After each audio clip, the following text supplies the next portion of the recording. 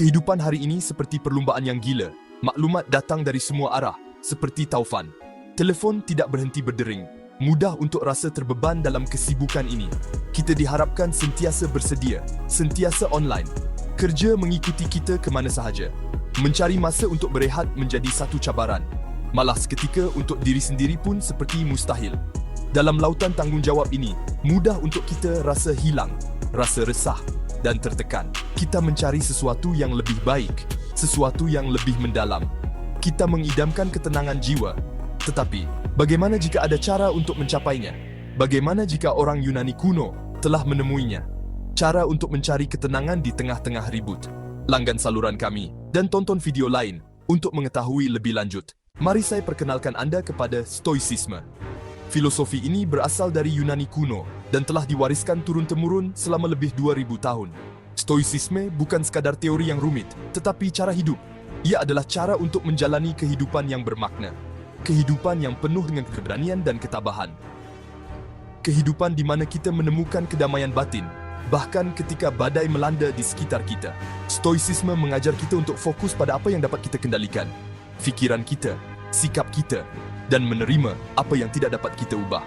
Ia adalah filosofi yang abadi, yang lebih relevan hari ini daripada sebelumnya. Mari kita kembali ke zaman dahulu kala, ke tengah-tengah Greece purba di Athens. Bayangkan sebuah pasar yang meriah, penuh dengan orang ramai dan perbincangan yang rancak. Disinilah, di kota yang hidup ini, lahirnya falsafah Stoicisme. Diasaskan sekitar tahun 300 SM oleh Zeno dari Citium, Stoicisme dengan cepat mendapat populariti. Stoicisme menawarkan pendekatan praktikal terhadap kehidupan, menekankan kepentingan kawalan diri dan pemikiran rasional. Berbeza dengan falsafah lain, Stoicisme berkait rapat dengan kehidupan seharian. Ia memberi panduan kepada orang ramai dari semua lapisan masyarakat yang menghadapi cabaran hidup. Stoicisme bukan sekadar ilmu pengetahuan, tetapi cara hidup. Cara hidup yang dipenuhi dengan keberanian, kebijaksanaan, dan kedamaian dalaman.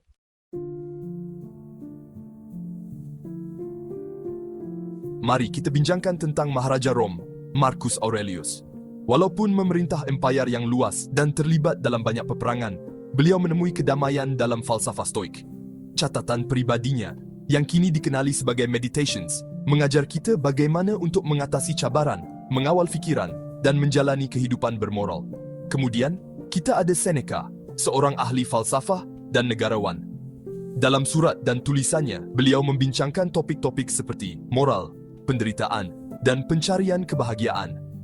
Akhir sekali, kita ada Epictetus yang memulakan hidupnya sebagai seorang hamba tetapi menjadi ahli falsafah stoik yang terkenal.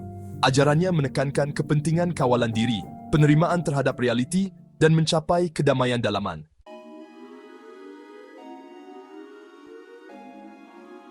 Walaupun ahli falsafah stoik ini hidup 2000 tahun yang lalu, idea-idea mereka mengingatkan kita tentang erti sebenar menjadi manusia. Kata-kata mereka bergema sepanjang zaman. Mereka telah menghadapi cabaran seperti kehilangan, ketakutan, dan pencarian makna hidup yang masih relevan hingga kini. Kebijaksanaan mereka adalah abadi. Dalam dunia yang penuh dengan hingar-bingar dan ketidakpastian, Stoicisme adalah seperti cahaya dalam kegelapan. Ia mengingatkan kita bahawa kita mempunyai lebih banyak kawalan daripada yang kita fikirkan.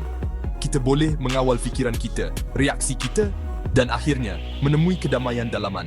Itulah anugerah terbesar yang ditawarkan oleh Stoicisme.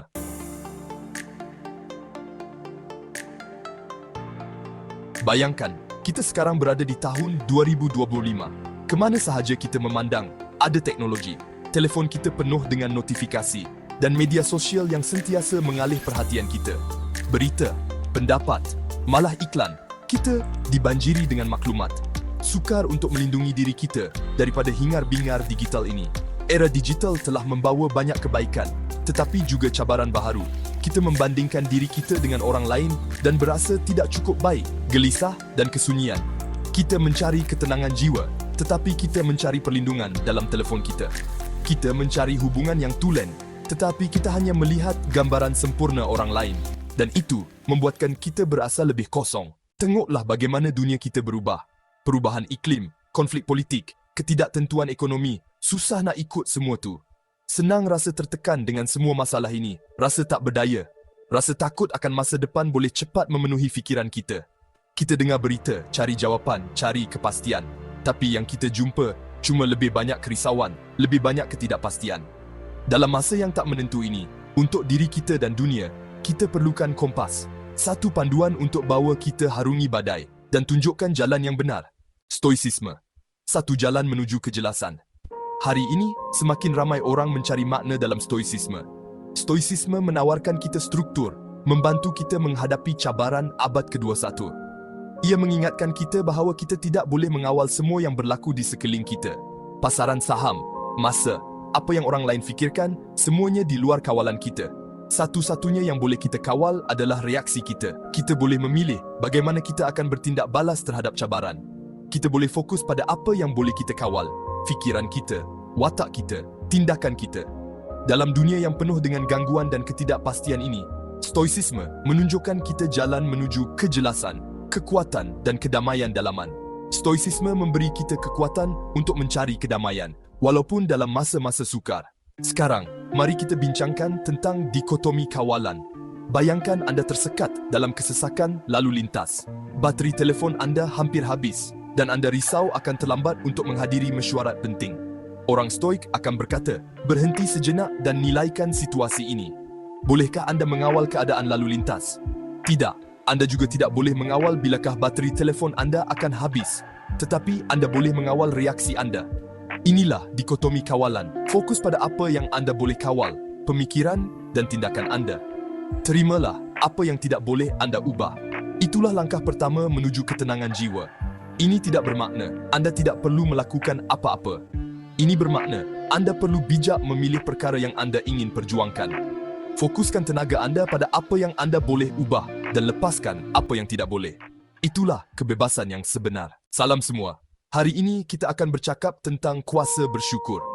Dalam dunia yang serba pantas ini, semua orang seperti mahu lebih dan lebih lagi. Rumah yang lebih besar, kerja yang lebih baik, profil Instagram yang sempurna. Kita sering terlupa untuk bersyukur dengan apa yang kita ada. Orang Rom Purba selalu membincangkan tentang kepentingan bersyukur. Mereka percaya bahawa apabila kita bangun pagi, kita harus luangkan sedikit masa untuk menghargai perkara-perkara kecil di sekeliling kita. Seperti katil yang empuk, rumah yang melindungi kita dari hujan dan angin, atau secawan kopi panas. Bersyukur mengubah cara kita berfikir dan cara kita melihat dunia. Walaupun dalam masa-masa sukar, bersyukur membantu kita melihat keindahan dalam hidup. Ingin bebas dari tekanan dan kebimbangan? Mulakan amalkan rasa syukur. Apa kata? Setiap malam sebelum tidur, cuba tulis 3 perkara yang anda syukuri. Anda akan lihat betapa banyak kebaikan yang boleh dibawa oleh rasa syukur dalam hidup anda. Dalam stoicisme, ada satu praktis yang dipanggil premeditatio malorum. Pada mulanya, ia kedengaran agak menakutkan kan? Ia bermaksud kita memikirkan tentang cabaran yang mungkin kita hadapi pada masa hadapan. Katakanlah, anda ada pembentangan penting. Apa yang mungkin boleh berlaku? Projektor mungkin tidak berfungsi. Anda mungkin terlupa sesuatu yang penting. Kita perlu bersedia. Sentiasa baik untuk mempunyai plan B. Apabila kita memikirkan tentang cabaran yang telah kita lalui, kita menjadi lebih kuat. Jika sesuatu yang tidak diingini berlaku, kita sudah pun memikirkannya dan tidak akan terkejut. Ia bukan tentang bersikap negatif, tetapi tentang bersiap sedia. Ia tentang menghadapi masa depan dengan tenang dan bersedia untuk apa jua kemungkinan. Kita hidup dalam dunia yang penuh dengan gangguan. Sentiasa dihujani dengan notifikasi dan senarai tugasan kita semakin panjang. Dalam kesibukan ini, mudah untuk kita rasa terbeban dan tak tenang. Jadi, stoicisme mengajar kita untuk mencari ketenangan dalam kekacauan.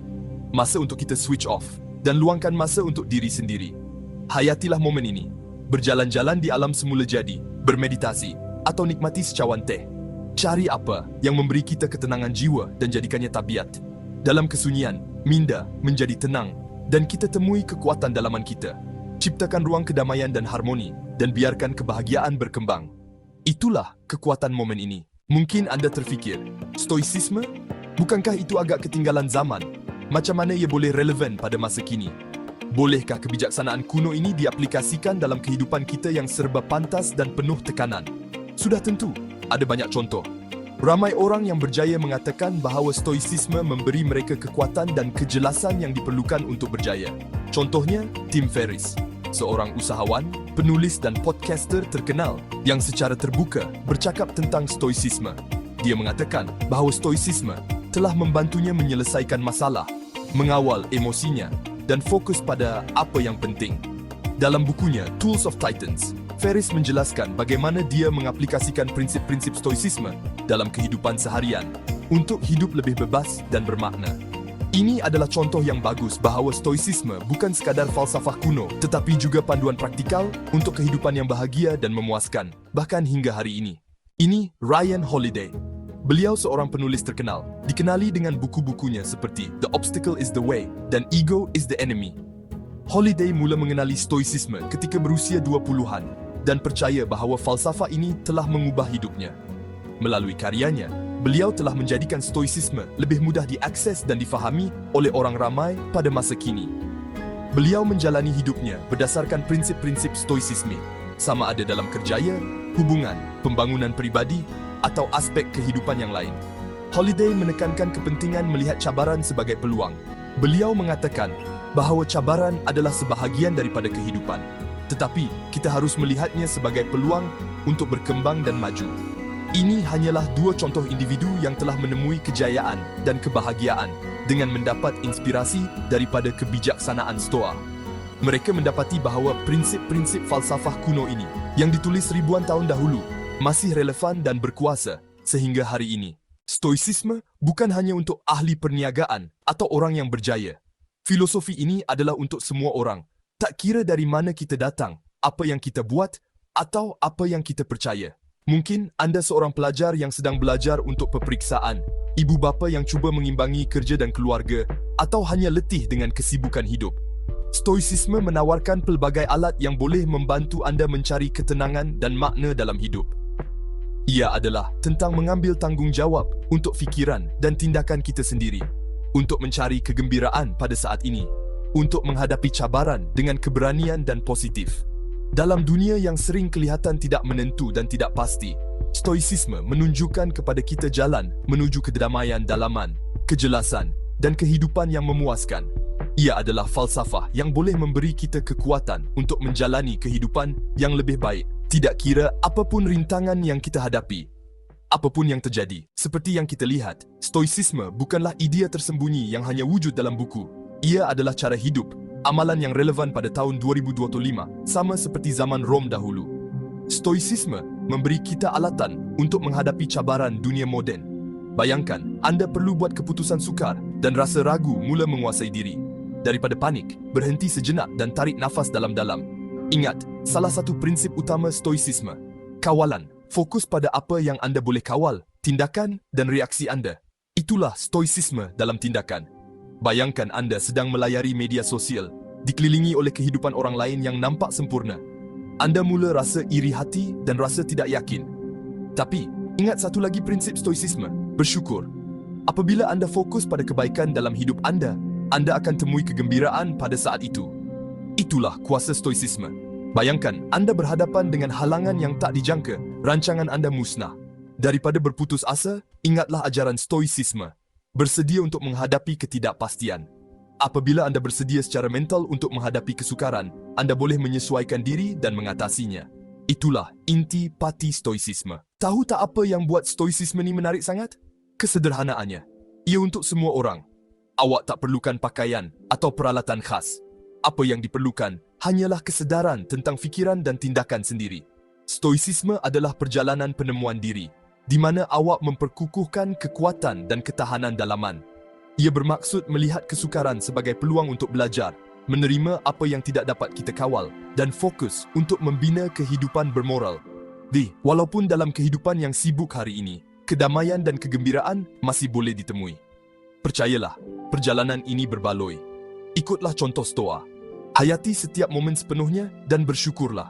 Hadapi ketakutan awak. Ingat, awak mempunyai kuasa untuk menjalani kehidupan yang kaya dan memuaskan, walaupun terdapat halangan. Itulah warisan Stoa yang berkekalan.